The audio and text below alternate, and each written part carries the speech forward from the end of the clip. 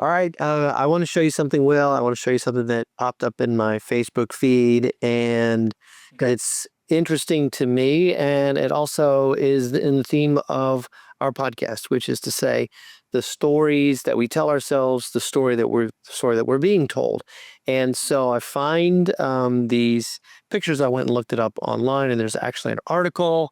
Yacht keywords: Leonardo DiCaprio. I call him Leo, right? Yacht, and maybe existential crisis. Throw that one into the Google search and see what you come up with. And you should see some pics of him looking very middle aged, sitting on this boat, and looking, really looking the part of the middle aged, angsty, existential Yep, crisis. In there he fact, like is. this is really hilarious. So like the image that I'm looking at has blurred his chestal region, right? I guess so. I'm not sure what that says about what the AI sees, Yikes. ex- except all right. So he's sitting there. He's sitting on the yacht, and I Yep, guess I see him. Mr. Paparazzi guy is taking these pictures of him on his yacht.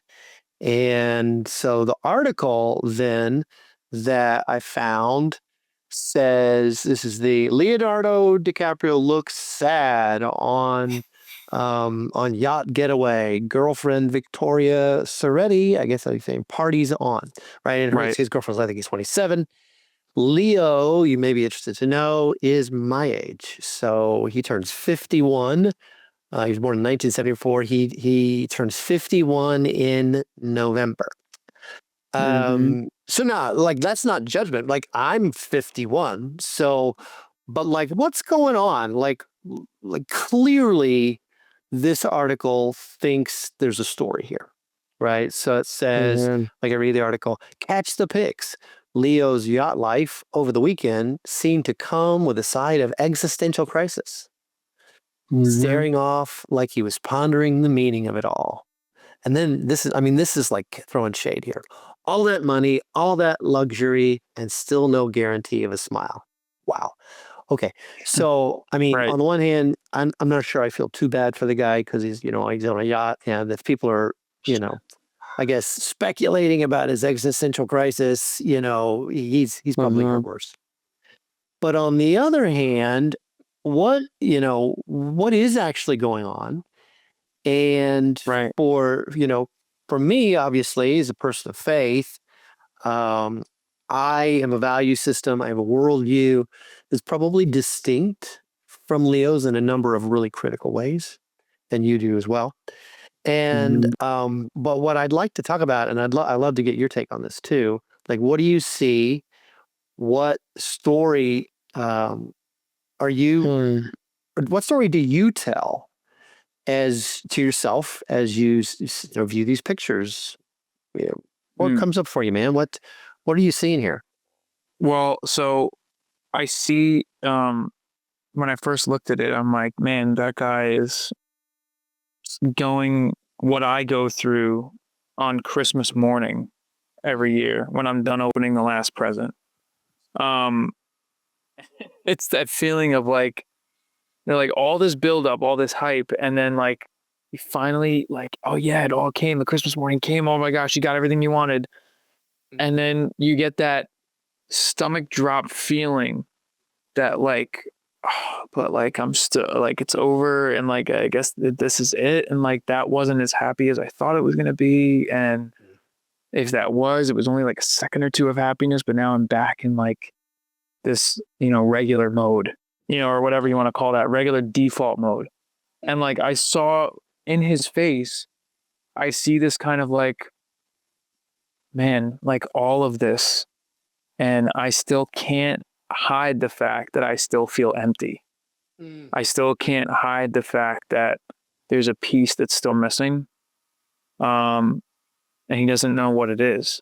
I hope and pray that he's actually thinking like, is there a God and does he love me? Because that's pretty serious, I guess, but like, I don't know if he's thinking that as much as he's just thinking really a matter of just, I have all this stuff, and no matter how many times, no matter how many 25-year-olds I date, no matter how many, I could have it all, I'm still going to just end up in this default mode that I can't hide from. And like, because he's got paparazzi around him all the time, they're going to catch him at least in those moments. Cause I even have them, and I don't have a yacht, and I don't have, you know, ridiculous amounts of girlfriends. I never did. That's the sad part about my life. But like, you know, Well, you're married, dude, so you oh need no, no I'm just talking about girlfriends. even past, present, you know, whatever. But mostly the past, I would say, yeah, confidently now. Yeah. Yeah, I didn't have, you know, I didn't, even in those moments, I didn't have, but even when I was like getting to that moment of like, oh my gosh, I'm getting everything. Like, I think when Amazon first came out, I had this feeling too, because I was ordering packages to my door every day. That was Mm. something that was never heard of. And I would get such a, like a release from like opening up those boxes and just having what I wanted. And like, eventually I kind of just got numb to it. Yeah. And now I just don't even feel anything.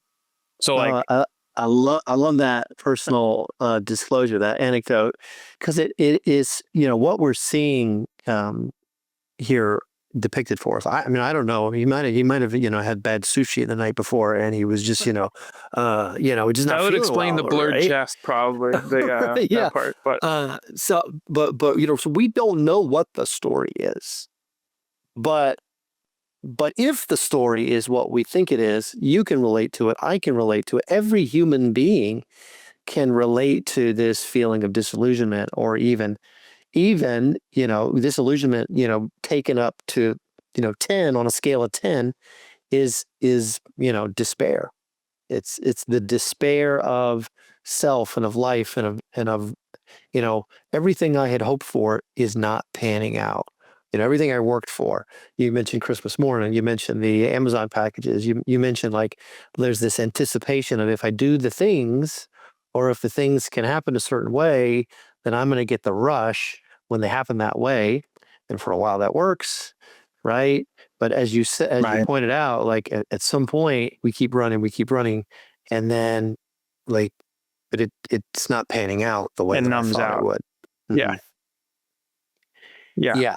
And let's just say this, like, we all have that pattern, right? So I have that pattern in my life. For me, it's not so much, opening the package and viewing it. I've kind of never really had a Christmas morning. I remember when I was 7 years old, like, that was my favorite Christmas of my entire life. And I think it was the last Christmas, like, Santa was real, in my child mind, he was real. And I remember coming out on Christmas morning and seeing stuff under the tree that hadn't, how did that get there? I was obviously Santa and put that there. And I think they were roller skates. And yeah, that was back when it was roller skates, not roller blades, but I'm old, like Leo. And so, but seeing those there, it, like, was magical. That was the last magical Christmas, which is not saying that I don't like Christmas. It's just saying, like, that's not what does it for me. What does it for me tends to be like, I shoot for the moon. I try to achieve the thing, and then I achieve the thing, and then immediately I'm like, okay, what's next? All right, now that I climbed that mountain, all right, I need another one, and then another one. And some of us human beings are, whether it's, they're just that attractive, they're just that talented, they're just that smart, they're just that driven. They manage to go, or they just have good connections. I don't know. They manage to go further than the rest of us. And certainly Leonardo DiCaprio fits in that category, right? Like, everybody knows the guy's name. I think I remember Harrison Ford once saying, obviously another very famous actor, once saying that he wished he had known what fame would bring him later in life, which is to say, he can go nowhere, he can be nowhere without being recognized. He has completely lost the ability to be anonymous. Something that, the rest of us are like, well, who cares, right? Everybody knows your name, right? Isn't that what Cheers is all about? You want to be where everybody knows your name. Well, at some point, though, if you want to be anonymous, if you want to be able to be just a nobody, if you want to be able to sit on your yacht and not have paparazzi taking shots of you having your existential crisis, tough luck, because that's what fame brings with it. But as pursuing these things, he gets the things, and the new model girlfriend, that's funny. She is a model, but like I didn't mean it that way when I said the next model, right? The upgraded model, who happens to No, be a but it's. model. I thought his cutoff was 25 apparently, but she's over that. So that's what 27, I had right? They heard started though. dating. Oh, Yeah, she was 27. Sorry. Yeah, 26. yeah. Yeah. Yeah. Oh, Yeah. whatever the cutoff was, but yeah. Well, I Yeah. mean, just to kind of talk about even a little further into someone like his life too, and Harrison Ford's, for example. The sadder part is that even if they wanted to know what it was like to be anonymous or know what it was like to kind of like live as like a kind of a normal, just average Joe, they've had the opportunity to play those roles and and get to maybe fake it for a minute and think that they're actually like that and then have no clue because then because You're then talking it's about just a character. as I'm like, they're no, I'm as just the characters they're playing a right. role Like of somebody that's okay. right, they're Yeah. playing the role of maybe somebody that they wish they could be, Mm. like which is even like a sadder piece too. I'll never forget like when I was younger too that I had a family relative. She came over our house for the weekend. One of my cousins slept over and um they were very well off. They lived in a really big mansion and I always loved the chance to go to their home. And like, I always thought like this is the coolest thing. You guys have intercoms, your mom intercoms you for dinner. This is ridiculous. I thought it was like the coolest thing in the world. Meanwhile, when she comes to stay at our house, like I remember a conversation I had with her. I always remember that I said to her, I was like, something about our house or something like that. Oh, our house is really small though. Or like, oh, we only have this. And she's like, honestly, I wish I could live in a house like you guys have. Like, I wish I can and I'm like, what are you talking about? You live in like one of the coolest homes on Long Island, probably super expensive, by the way, Yeah. and Mm. like intercoms you for dinner. How do you not love that? Meanwhile, I got this rush of understanding all of a sudden to be like, wait a minute, like all these outer pieces are happening, but they crave this like inner piece that they see that Mm. I have. Mm. And the From piece meaning a simplicity, piece of a I'm puzzle. sure. Yeah. Yeah, from the simplicity, because usually when life is simplistic, you get to enjoy the things that Yeah. people that have complex lives miss out on.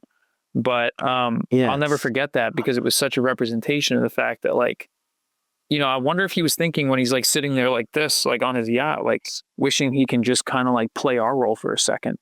Or like what would it have been like if he went that way? And anybody that's like us would be thinking like, you're insane to be thinking that. What are you, crazy? I would swap places with you in 2 seconds.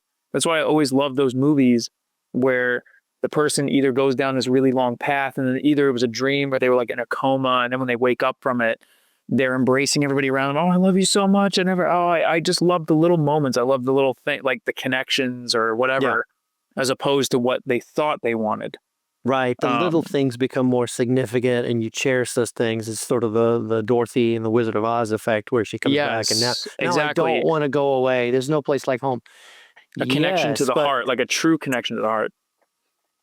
but now this is very interesting though, because you're saying that it's where from where you're sitting in your vantage point, you're assuming the person over there with the intercom and the big house and all the money and can go places and do things and meet people.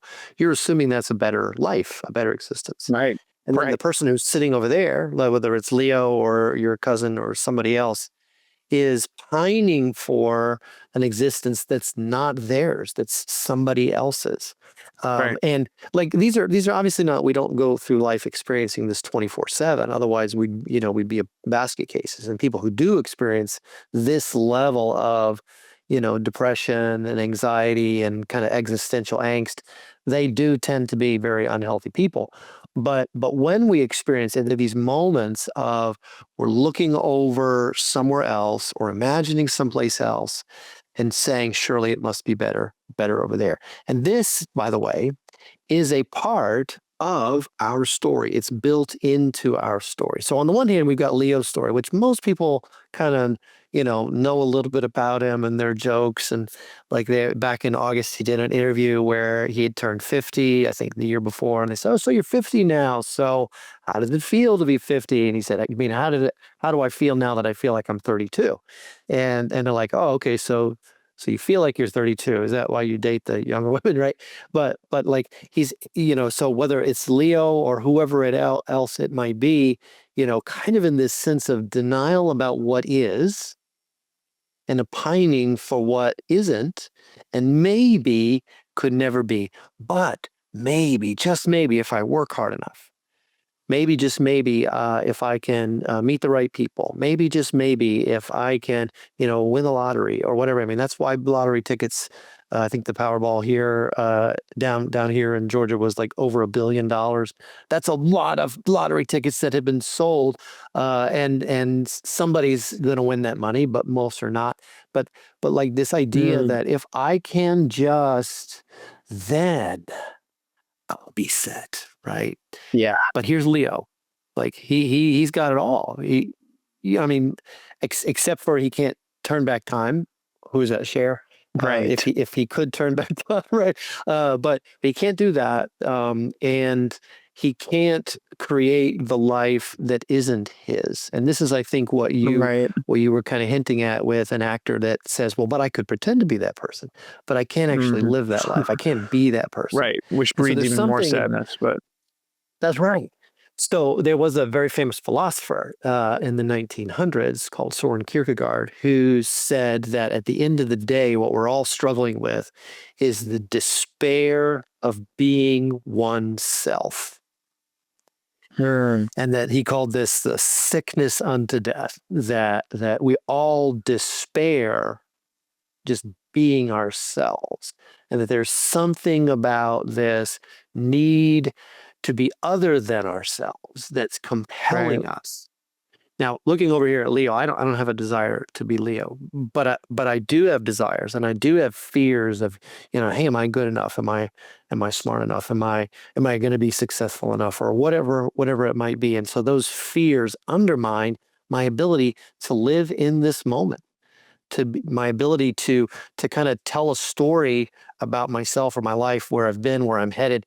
That's at the end of the day, that's just grateful. And I mean, you do meet people who are like, yeah, I'm just really content and I'm really like at peace with myself. That's rare, and especially in our culture here today, where it's money, it's sex, who you with.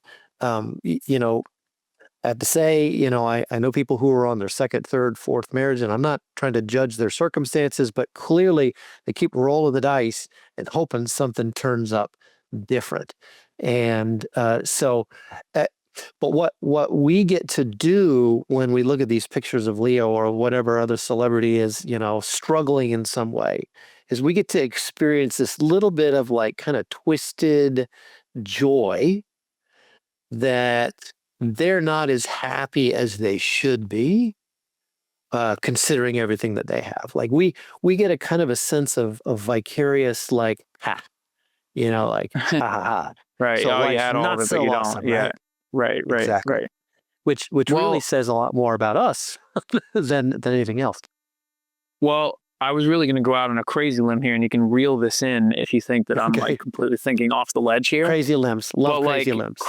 crazy limb to the point of where when he's sitting there or when I'm sitting here and like kind of like this, right? And I stare. Am I actually like really on a deep level, like coming to terms with the fact that I can't beat death, really? Like, and I mean that to say that when I have those moments when I sit and I really think, if you want to like sit and really just think, right? And you want to think to like, being like grounded in the very now of where I am and the being, and I can move my fingers and I can, right? Like, but there's death coming.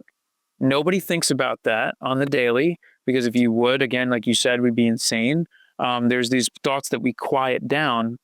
Yeah. And when you have these ridiculous happy moments in life, or you get an injection of these moments that give you a spurt of like, if I have this, then, I think on a super deep level, it's like, then I have nothing to worry about ever. Right. And unless you like come back to this feeling of like, wait a minute, but like, because he's 51. right? So like He he's will also be in hitting this November. point, or he will be. So he's hitting this point too, I'm sure, of like my life is half over or more Hmm. than half over. Yeah, Like that thought has got to sink anybody, especially with someone that doesn't know that there is someone who transcended death, that's and right. that there is someone who's beaten Hmm. this thing, this contagion that it would sink anybody. And like, so I'm even thinking like to my greatest degree too, is that the most thing that I fear is death too. I'm even a professing Christian myself. I fear death. I fear the end. Like I fear like well, I guess like, yeah, but the reality of it is, and when you're younger, you can kind of like pause that thought for a long Yeah, time and you it's can a get it ways out of the off, way. right? But like at the end of the day, it's like you can win the lotto. It's still not going to transcend death. You can have, the most amazing girlfriends, whatever, yachts, whatever it is. Yeah. You're eventually going to have to then come to the point though where you are going to sink, like any Hmm. human will, I think, when they come to terms with that. And it's not just death necessarily dying in a grave too, but it's also just death of the like you were saying, just or you said Kierkegaard was talking about just the existence of being in oneself, kind of The despair, like yeah, being the oneself, despair of and it. and what you're getting at here is that part of what we despair, and this you mentioned, your own fear of death, and you said, and I have reason to hope. Yeah, so I'm sure Leo could say, yeah, I have reason to hope because I got all this money and I can kind of go anywhere and I can be with anybody I want to, right? Mm, Different value system, probably, I'm assuming. right. So the person with the two-dimensional worldview, it's kind of like they're sailing their little toy boat through the kiddie pool, right? And assuring themselves that they can handle the high seas. When they get on the high seas, actually, and life is hard, and the questions are loud, and the doubts are huge, like that worldview just doesn't work out so well. No. There's very little of substance to put hope in. But what you have hinted at is that for all of us, especially when we're on open waters, especially when you can't see the horizon, so to speak, that despair of being oneself really amounts to a despair of being human, a despair of Mm, being limited, a despair of being finite, mhm. meaning, hey, I'm going to come to an end. Hey, Right. this can't go on forever. Right. Hey, I can't be and do and think and feel everything that I want to. And at some point, the music stops. I go for a chair, and there aren't any right musical Huh. chairs, and they're out of Right. chairs. Or like a feeling's not going to keep going. Like it Yes, dissipates, or whatever. Yeah. Yeah. Yeah. all of The the above. finite. That's right. So when we look at Leo, this is one of the ways that we actually dissociate or separate our thinking. It's one of the ways that we escape from or run from our own existential dread by Right. focusing on him instead of by focusing on us. Now, just to be clear, I am not advocating that we all need to be sitting around pondering the finitude of our existence, and but neither do we want to be denying it. So the key here is acceptance, right? Acceptance of what is. Mm-hmm. We are going to talk in some other episodes about the future and the past and how we relate, how human beings relate to the future and the past, and what it does inside of us when we're living in the future or we're living in the past. My ship is on the seas that were created by God, and I am in my worldview where Jesus is Lord. I could take a deep breath and say to myself, I'm actually better off with him being God than me not trying to take his job. And I want to say too Sure. that we are these days we're spending so much time, and I'll confess I'm the same way. We're spending so much time with our eyes looking through the windows into other people's lives. We're spending so much of our time, whether it's social media, looking into the windows that led into other people's lives, whether they be Leo or this celebrity or that celebrity, Kate and William over there, and what's her latest hair color, and all of this stuff. We're spending so much time and spending so little time then, um, kind of reckoning with what's really going on inside of us. And so, what I encourage our our viewers here today to do is to take a moment. You're going to pause the video, or once it stops, take a moment, check in with yourself. One of the tests of mental, emotional, spiritual health is how long can you sit in silence with yourself and not experience that dread, that anxiety that starts to well up, and the need to, well, let me just check my social media feed, or let me just go for a walk, or let me just, I got to get out of this moment of just being with me. How much time can I spend? Can you spend 2 minutes just being silent? And we could say it the way the scriptures say, being still and know that I am God. God says, be still and know that I am God. So you don't have to be, nor should you try to be. That's what got you people in trouble in the beginning, right? And so let yourself be only human, merely human, and let me be God. Let me be God. 2 minutes, try it. I also want to give a shout out for the link is in the description, but we have a soul care practice that we started here. It's the telehealth practice we call The Garden. And so we have soul care providers. These are trained and vetted counselors who would love to sit with you. They're going to respect your faith because they share faith, and they love the Lord. And so, but they also are clinically trained and vetted to be able to offer the kind of care that you need. So you can go to gardensoulcare.org. That's gardensoulcare.org to check out, or click the link in the description and find out more. If you're having a hard time with, let's say, your own existential angst, it might be time for you to talk to somebody and to get some help. So, but it's been great to be with you again, Will, as always. Thanks for having me. And look forward to continuing our conversation in future episodes.